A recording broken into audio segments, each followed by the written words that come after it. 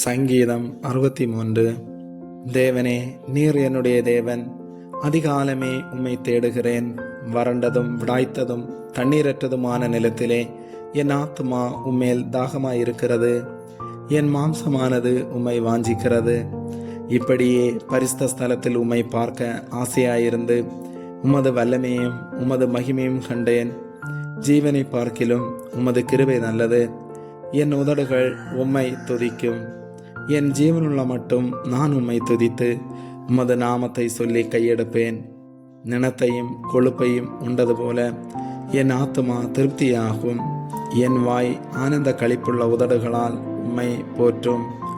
என் படுக்கையின் மேல் நான் உம்மை நினைக்கும் போது ராஜாமங்களில் உம்மை தியானிக்கிறேன். நீர் எனக்கு துணையாயிருந்ததினால் உமது செட்டைகளின் நிழலிலே களி கூறுகிறேன். என் ஆத்துமா உம்மை தொடர்ந்து பற்றி கொண்டிருக்கிறது.